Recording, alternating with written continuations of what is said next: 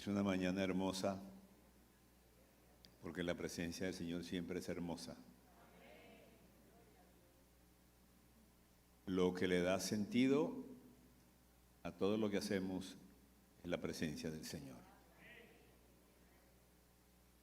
Y hemos venido esta mañana a encontrarnos en esta casa de oración, para tener un encuentro con el Señor. Ustedes han estado considerando el tema de la familia, un tema muy serio, muy delicado, y hoy vamos a hablar de la familia, una creación divina. La familia, una creación divina. Vamos a tener una palabra de oración. Señor, muchas gracias porque nos permites estar en tu casa esta mañana. Gracias porque nos reúnes en este santuario y porque cada persona que está aquí ha sido traída por ti. Y estamos aquí para encontrarnos contigo. Y nos encontramos contigo para ser transformados. Danos un corazón limpio, sencillo, humilde, que escuche y que obedezca tu palabra. En el nombre de Jesús. Amén. Bueno, en esta situación que estamos viviendo, que vive el mundo, una situación de agresión a la fe. El mundo siempre se ha opuesto a Dios. Cuando digo el mundo no estoy hablando del cosmos, estoy hablando de la gente. Y la humanidad siempre se ha opuesto a Dios de diferentes formas. Pero obviamente en esta etapa que estamos viviendo, uno observa que hay una guerra contra Dios y contra los valores. Y instituciones que nos merecían mucho respeto, hoy en día haciendo cola a la filosofía progresista, están ofendiendo a Dios. Y eso tiene sentido histórico y profético porque es el final de los tiempos.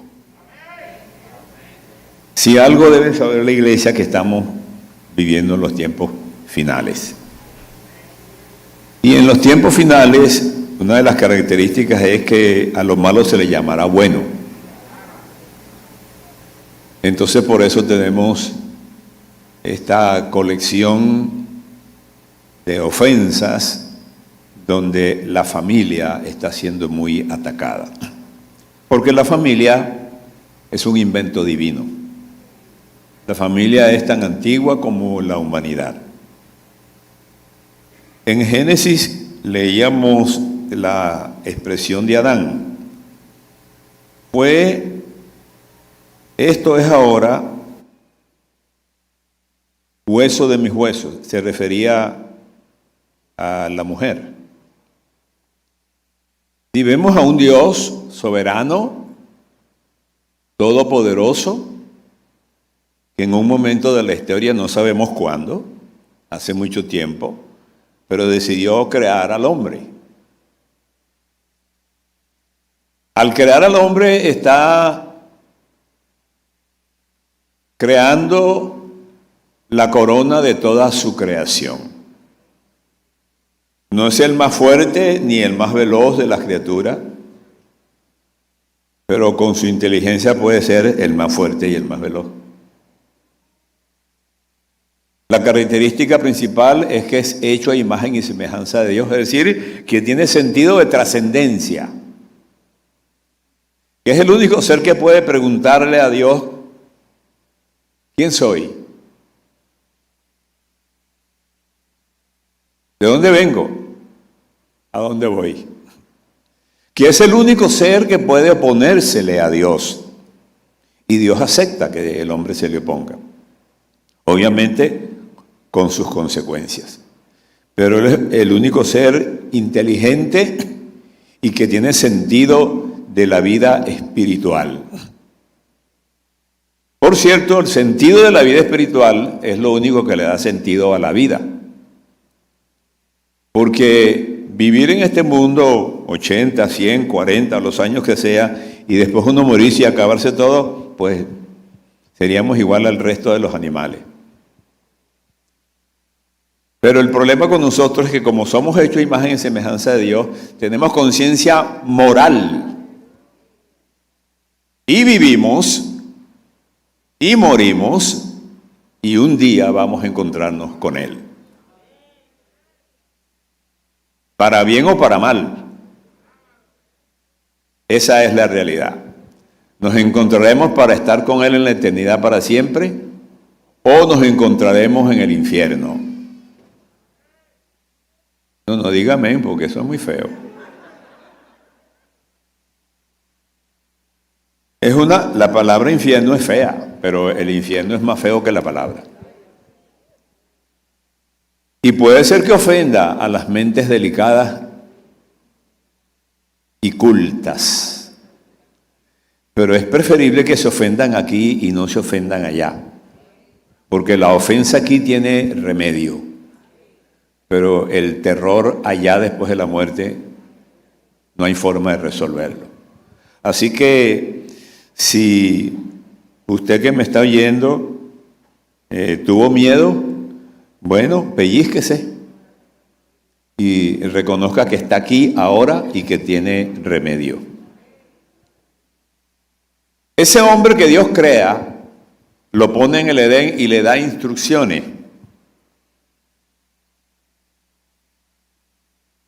Y una de las instrucciones que le da es que Dios le dice que él puede hacer con su vida lo que quiera. Obviamente tiene instrucciones de no hacer eso, pero como es libre, puede hacerlo. Y Dios le advierte que si hace lo malo, que si peca, morirá. La expresión morirá no significaba que él iba a morir físicamente en ese momento, sino que él iba a comenzar a ser mortal desde ese momento, y que en ese momento perdía la relación con Dios, que es la muerte eterna. Bueno, el hombre pecó, no le hizo caso a Dios.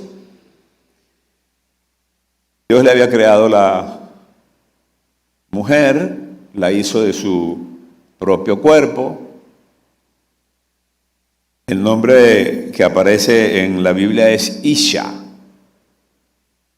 varona, mujer. Y cuando Adán vio a esa criatura de Dios, dijo: ¡wow! Dios mío, ¿qué es esto? Una maravilla. Bueno, lo que hacemos todos los hombres cuando nos enamoramos, ¿verdad? Yo acabo de cumplir 41 años de casado, gracias al Señor, con una mujer extraordinaria, maravillosa. No está aquí conmigo porque está en Caracas en este momento, pero le doy gracias al Señor por eso. Esa mujer recibe una invitación del enemigo. Y ahí comienza el enemigo a tratar de crear el problema de la familia. Y el diablo engaña a la mujer. Y come de la fruta prohibida, no importa cuál sea. Y viene el encuentro de Dios con Adán. Adán, ¿dónde estás? ¿Dónde estás, Adán? ¿Qué pasó? Tan bonito que estaba todo. Te hablé claro. ¿Es que acaso comiste del árbol? Dios no está preguntando para recibir información, porque Dios no necesita eso. Cuando Dios nos pregunta a nosotros, no nos pregunta porque Él no sabe, nos pregunta porque nosotros tenemos que confesar lo que somos y lo que hemos hecho. Bueno, y el hombre dijo: la mujer que me diste. O sea, no fui yo, fue ella. Y además tú me la diste. O sea, la culpa es tuya, pues. Porque si tú no me la hubieras dado, ya estuviéramos muy felices. Claro, es una respuesta muy elegante, pero muy cobarde. Porque no descansa en la realidad, ni en el sentido de responsabilidad moral que el ser humano tiene. No le podemos echar la culpa a nadie de nuestros pecados. Y ahí comienza la crisis.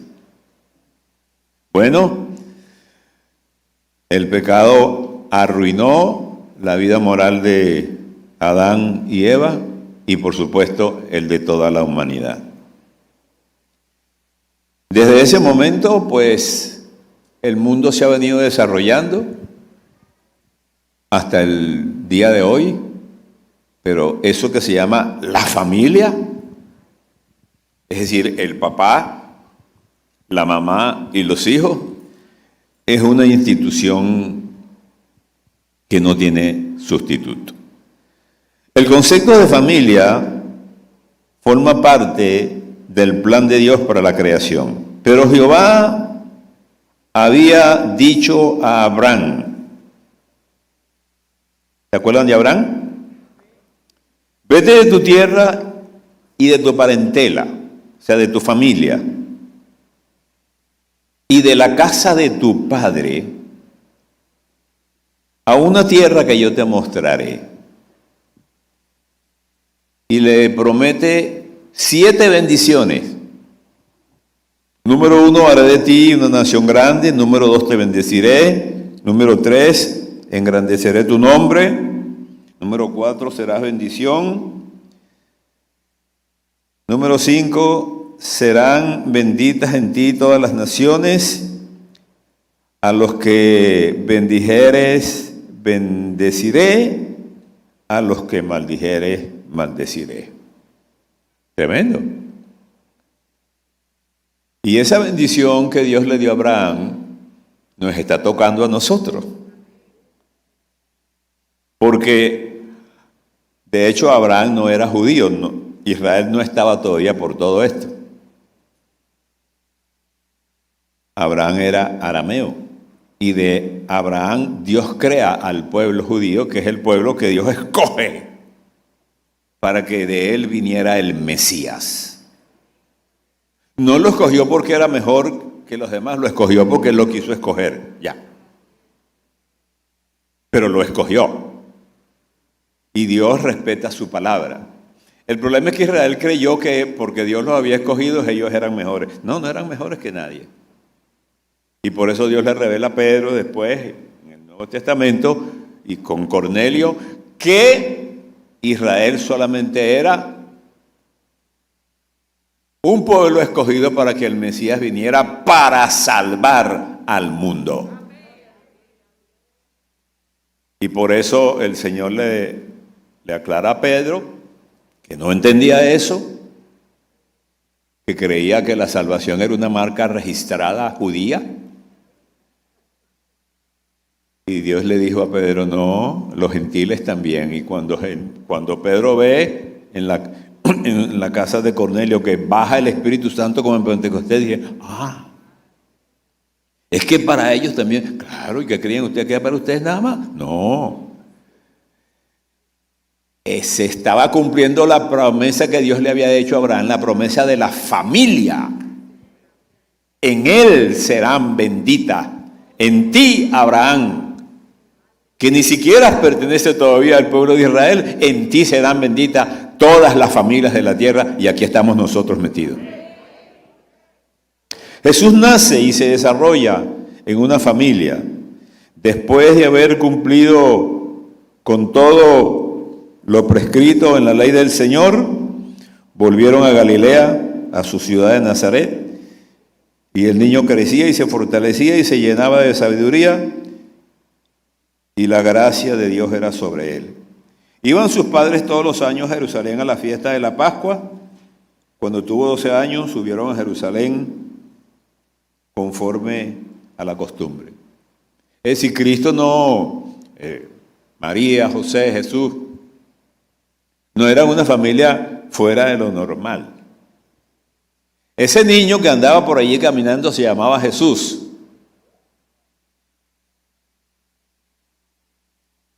Nació de una virgen.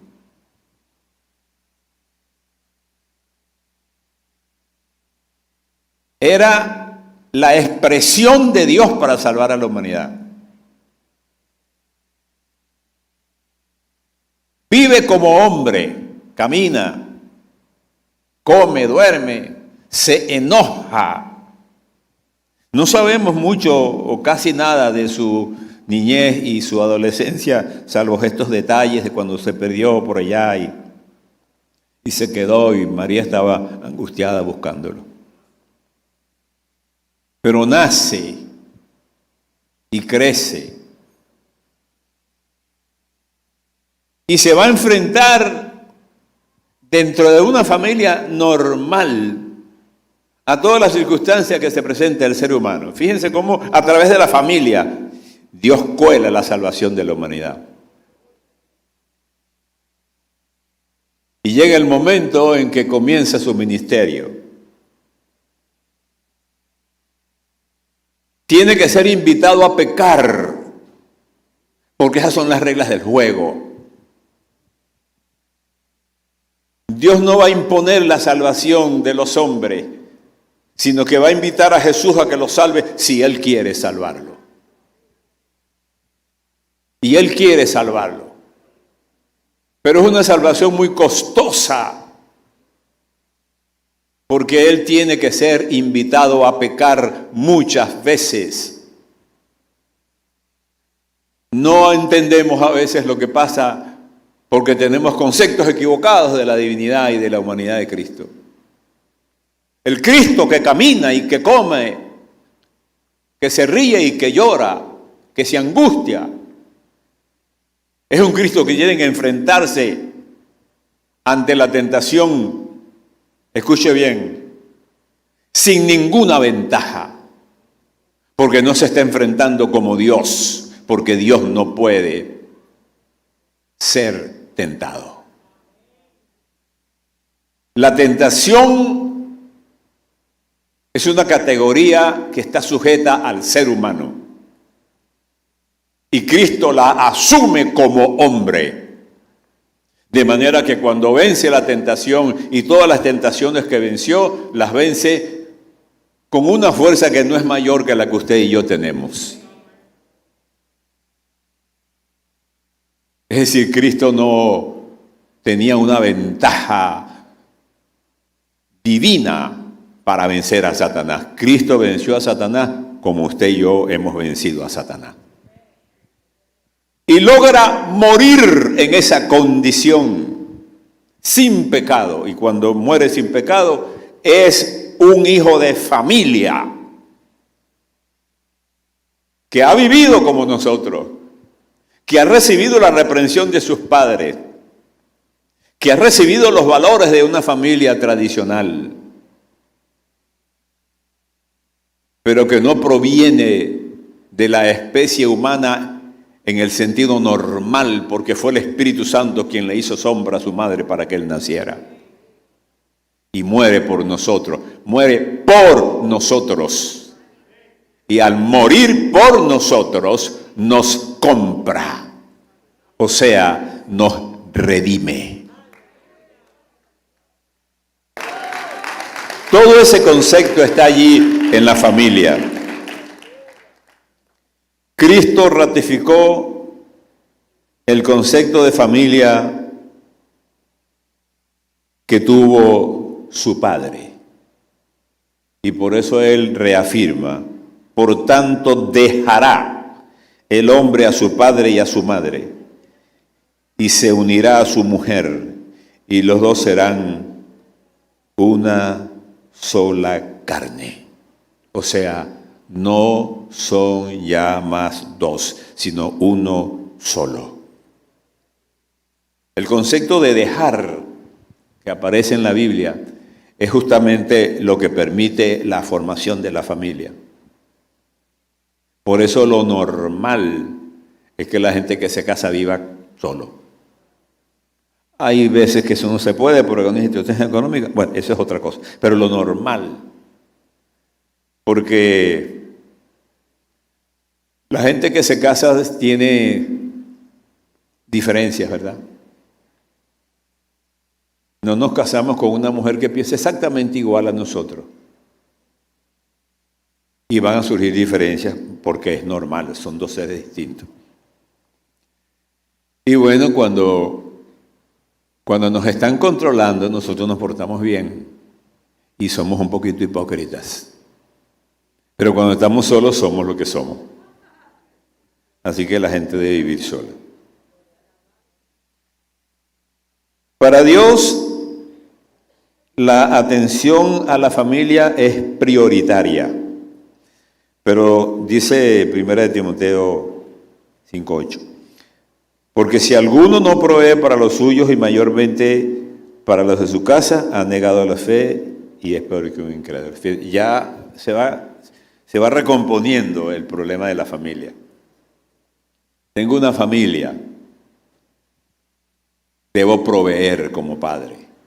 El padre debe ser el que provee. Proveer que todo, no solamente sustento, presencia, cariño, amor, justicia, presencia. Y a veces por las circunstancias equivocadas de la vida, le damos más atención a otros que a nuestra familia. Atendemos primero a los demás. La Biblia dice que quien hace eso es peor que un infiel, porque tenemos que proveer para los nuestros primero. Quienes somos responsables, tenemos que responderle a Dios por eso. Todo liderazgo válido debe comenzar por la familia. Cuando el Espíritu Santo define las condiciones morales y espirituales del liderazgo, dice que gobierne bien su casa. ¿Escuchó eso? Yo soy director de alabanza. Ajá, ¿y la casa? Yo soy pastor. Ajá, ¿y la mujer y los hijos? Yo soy reverendo. Yo soy apóstol. Yo soy diácono. ¿Y en la casa quién eres? Eres diácono aquí, pones cara de santo y de jefe, pero en la casa nadie te hace caso. ¿Por qué? Bueno, no sé. A lo mejor es que no has entendido cuál es el papel de sacerdote de la familia. El Espíritu Santo dice que vive en su casa, que tenga a sus hijos en sujeción, en honestidad, porque el que no gobierna su casa, pues no tiene moral para gobernar la iglesia. Es seria la cosa, ¿verdad? Bueno, Dios consideró a la iglesia como una familia. En Gálatas 6 lo vemos. No nos cansemos pues de hacer el bien, porque a su tiempo segaremos, si no desmayamos. Así que según tengamos oportunidad, hagamos bien a todos y mayormente a los de la familia de la fe. Fíjense la expresión, la familia de la fe. Así que ya no sois extranjeros ni advenedizos, sino conciudadanos de los santos y miembros, escuchen la expresión, de la familia de Dios. Ahora, no solamente el concepto de familia aquí tiene que ver con el papá, mamá, hijo, sino que el concepto de familia desde el punto de vista teológico va mucho más allá a la iglesia. Somos una familia. ¿Usted se siente familia de toda esta gente? Mírelos bien, mírele la cara, mírelo.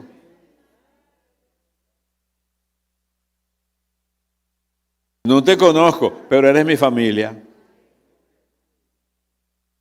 Entonces eso significa que nos tiene que doler lo que a otros les duele, como decía el hermano esta mañana. Lloramos y nos reímos, porque la vida es así. La vida es risa y llanto. Y si hay una persona en la familia que está sufriendo, yo no puedo mirar para un lado y decir que el Señor lo bendiga. No, que el Señor lo bendiga, no. Bendícelo tú.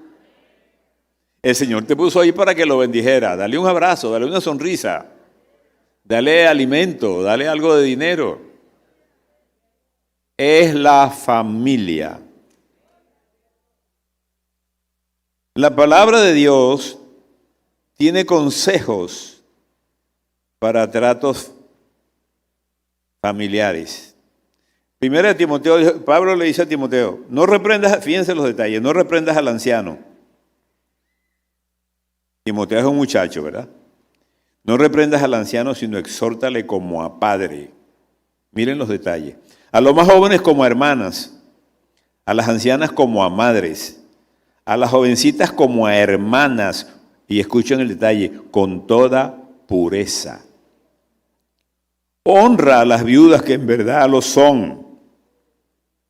Pero si alguna viuda tiene hijos o nietos, o sea, no le echen la carga a la iglesia. Aprendan estos hijos y nietos primero a ser piadosos con su propia familia.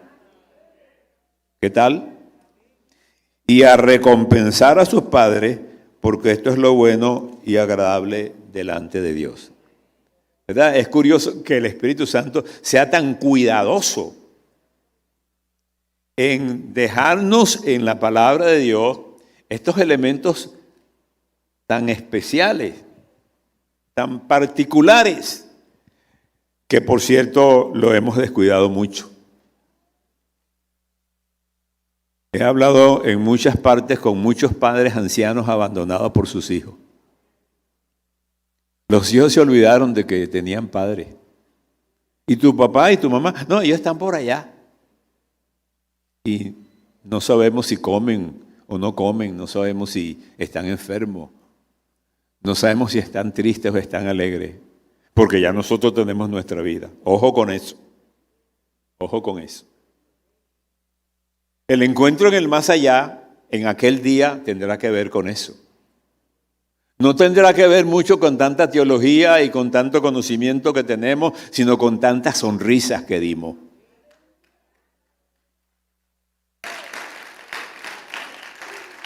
No luciremos en la presencia de Dios nuestro conocimiento de teología, sino que ¿a quién le dimos de comer cuando no tenía? ¿A quién visitamos cuando estaba preso, cuando estaba enfermo? De eso se trata la vida, porque eso es el amor.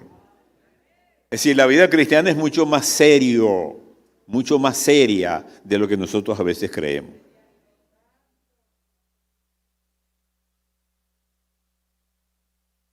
Dice la palabra de Dios, Marcos 10:3. Jesús se preocupó por los deberes familiares fundamentales y le presentaban niños, fíjense. Le presentaban niños a Jesús para que los tocara. ¿Quiénes hacían eso? Bueno, eso lo hacían las mujeres. Estamos hablando de la calle, el Cristo que andaba por ahí en la calle, en la Galilea, en la Judea. Y llegaban las mujeres y le presentaban a los muchachos. ¿Por qué las mujeres hicieron eso? Bueno, porque ellas inventaron eso. ¿Y por qué lo inventaron? Por intuición femenina, por corazón de madre. ¿Verdad? No era Hitler el que estaba pasando por ahí, era Jesús. Y ellas dijeron, bueno, no sabemos mucho quién es ese Jesús, pero se ve bueno y yo le voy a presentar a mi muchacho para que me lo toque. Ahora, en la mente de una mujer que anda por la calle y se encuentra con Jesús y le lleva a su hijo para que el Señor lo toque, ¿qué es lo que hay? Bueno, algo bueno le va a pasar, porque Él es Dios, dicen que Él es Dios, pues que Él es bueno y Él sana a la gente y le da esperanza. Jesús, por favor, tócame al muchachito. Y dice la palabra de Dios que los discípulos se molestaron con la gente. ¿Se da cuenta cómo somos? Las mujeres de la calle que andan por ahí caminando están felices porque Jesús le tocó al muchachito. Pero los líderes que andan con Jesús dicen, pero bueno, dejen a Jesús tranquilo. Qué muchacho fastidioso, qué mujer es, pero por Dios, quítense. Así reaccionaron. Y la Biblia dice que Jesús se indignó. Se indignó con los hombres, varones, machos, machistas, que no entendían el corazón de una mujer. Y le dijo, ¿saben qué, señores? Si ustedes no se hacen como uno de ellos, no pueden entrar en el reino de los cielos. ¿Cómo? Sí, es mucho más serio. Cristo estaba diciendo con eso, los niños son el símbolo de la pureza. Me encanta interactuar con los niños porque cuando yo veo a un niño veo la inocencia. Veo a Adán antes del pecado. Y por eso es que los niños le dicen las cosas a uno así sin anestesia, ¿verdad? Y a uno lo sorprende porque como ellos no tienen que guardar las apariencias porque no son hipócritas, porque no han aprendido todavía a ser hipócritas como los adultos, entonces ellos dicen las cosas así. Cristo dijo, esos niños son los dueños del reino de los cielos.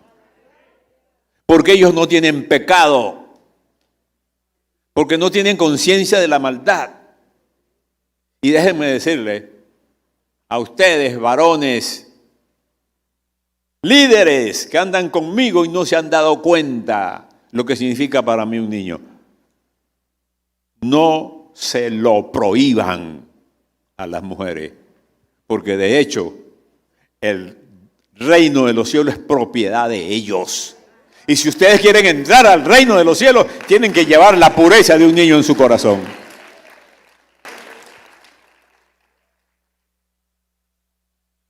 La gente se había inventado cosas para no cumplir los deberes con la familia. En Marcos 7, 9 al 13, quería decir un detalle más de la presentación de niños. Eso que hizo Cristo con los niños hizo que surgiera la ceremonia que hoy llamamos la presentación de niños, que vienen los padres y presentan a los niños a la iglesia. Y vienen muchos padres inconversos. Y eso está muy bien, presentan a sus niños a la iglesia. Ni los inconversos ni los cristianos tienen que entender que la iglesia los está vacunando contra el pecado. No, yo llevé a mi hijo para la iglesia. Me lo presentaron, o sea, ahí a la iglesia me lo santificó. No, señor. Es un acto solemne, espiritual, muy lindo, en que los padres traen a sus niños a la iglesia y los pastores oran por esos bebés. Eso está muy lindo. Pero eso no significa que la responsabilidad del padre y de la madre no se va a cumplir. La iglesia no es la responsable de eso. No los estamos vacunando contra el sarampión espiritual. Les estamos pidiendo, Señor, que los guarde, pero quienes los van a cuidar 24/7 son los papás y los mamás de carne y hueso. Digo, por si acaso alguien no lo había entendido. Marcos 7 dice, les decía también Jesús, mediante el mandamiento de Dios, para guardar vuestra tradición. Marcos 7, 9. Invalidáis el mandamiento de Dios para guardar vuestra tradición. Porque Moisés dijo, honra a tu padre y a tu madre. Y el que maldiga a su padre y a su madre muera irremisiblemente. Pero fíjense la manera como el judaísmo trató de sacudirse la responsabilidad con la familia. Los hijos tenían que sostener a los padres ya en su ancianidad. Y entonces se inventaron una expresión que se llama escorbán, que aparece aquí, que significa, bueno, mamá, papá, no te voy a dar nada de esta quincena porque lo que te iba a dar tengo que llevarlo para la iglesia. Eso es lo que significa eso. Eso es lo que significa escorbán. O sea, es mi ofrenda a Dios aquello con lo que yo te iba a ayudar. Y Cristo dijo, no, Señor, así no es. La tradición no puede estar por encima de la palabra de Dios. La tradición es la tradición. A veces son buenas, a veces son malas. Pero nunca está por sobre la palabra de Dios.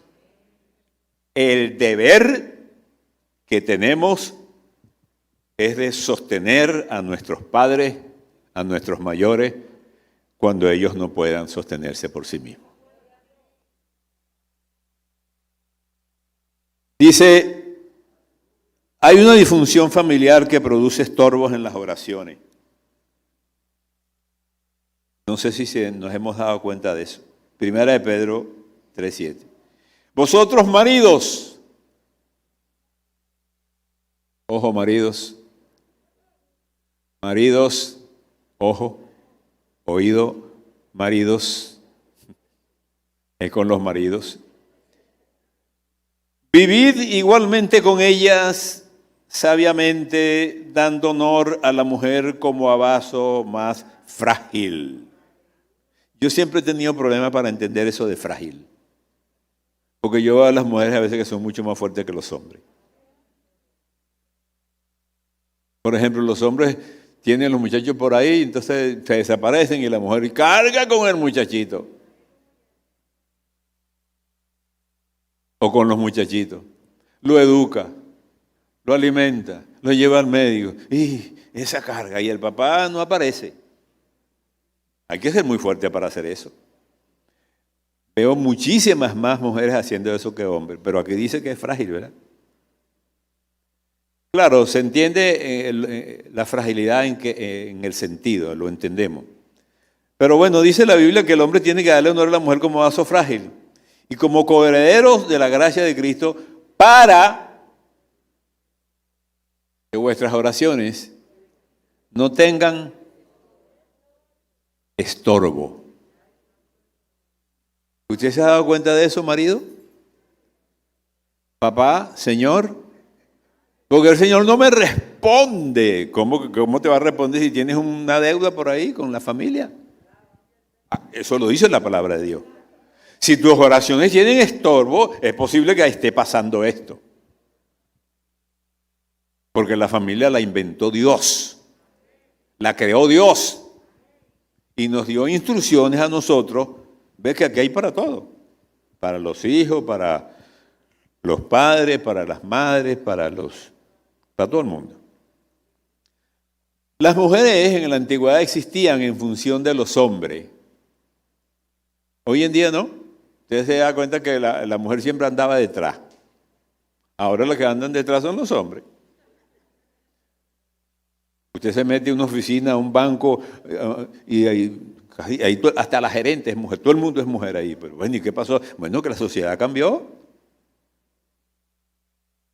En la época en que se escribe la Biblia, es una sociedad más patriarcal, donde la mujer siempre estaba en un segundo plano, pero las sociedades cambian. Y hoy en día entonces la mujer es mamá y papá. Ese no es el diseño divino. Ese no es el diseño divino. Pero ¿qué hacemos? Esa es la realidad que estamos viviendo. Entonces, las mujeres hoy en día tienen otro papel en la sociedad y son, en muchos casos, rectoras, son papá y mamá. Desde el punto de vista de Dios, Cristo dice la palabra que no hay varón ni mujer. O sea, Dios no tiene esas preferencias de que el hombre gobernaba y mandaba y era jefe. Eso no era de Dios. Eso nunca provino de Dios. Eso provino de una interpretación pecaminosa de la humanidad. Pero Dios nunca creó a la familia para que el hombre fuera el jefe como una tribu y todo el mundo lo siguiera y hiciera lo que él quería. Eso no es la idea de Dios. Un hombre es esencialmente distinto a una mujer. A veces yo estoy en la casa y entonces Rafael y yo discutimos de cosas que a mí no me interesan, ¿verdad? Porque a mí el color de un mueble no me interesa. No, que la cortina de cuadro a mí me la pueden poner de lo que sea, no me interesa. Pero para una mujer, pregúntele si le interesa la cortina de cuadro. Pregúntele a una mujer si quiere una cortina morada o amarilla. No, yo la quiero morada. Ajá. Y al marido, ponla de los colores que te dé la gana. Porque somos distintos, tenemos ¿verdad? Percepciones distintas de la vida. Y si no entendemos que somos distintos, peleamos. Por eso cuando vamos a comprar muebles, yo le digo a Rafaela, vamos a comprar muebles, pero mira, el que tú quieras. Y nunca nos hemos puesto de acuerdo con eso porque los gustos de ella son distintos a los míos. A mí me gustan las cosas planas, cuadradas, lineales. A ella le gustan con flores, redondas. Está bien. No hay que pelear por eso porque eso no debe producir un pleito en una familia. Y uno tiene que entender que para ella eso es importante porque esos valores de belleza física, de ornato, para ellos son muy importantes. Y yo me pongo a veces a pensar, ¿y por qué será que es tan importante? No se pregunte eso porque se vuelve loco. La responsabilidad familiar en esta parte del mundo, estoy terminando, es un tema. Es un tema muy serio. Vemos millones de hogares donde el padre está ausente y la madre está allí. Y después dicen que es el vaso frágil. Es la que mantiene a los hijos, la que le da la comida, la que los lleva a la escuela, la que los trae, lo que le da a la universidad, todo. Y el papá nunca estuvo por ahí en ningún momento. La mujer es padre y madre en contravención a los principios de la creación. Pero la honestidad impone un reconocimiento especial a la madre. No por el Día de la Madre. El Día de la Madre vienen los hijos que nunca le han hecho caso a la mamá y le traen un regalo. El Día de la Madre. Y al día siguiente, hasta el otro Día de la Madre. No es el Día de la Madre ni un regalito, no es eso. Con Día de la Madre o sin Día de la Madre, esa mujer que nos trajo al mundo tiene que ser digna de respeto.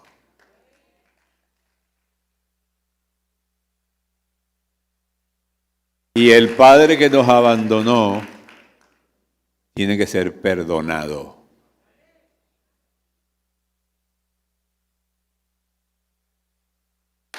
¿Te das cuenta? No aplaudieron igual. No aplaudieron igual porque hay algo ahí que molesta. Pero tenemos que ver esto desde el punto de vista de la opinión de Dios, no de la opinión nuestra. No, pero es que él nunca estuvo presente, pero ya está, lo conseguí por allí.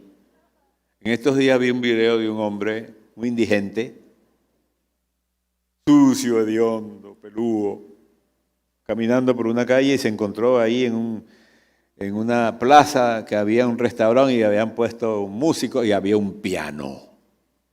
Y el hombre se sentó, el indigente, y empezó a tocar. Dios mío, ¿qué? ¿Cómo? Sí.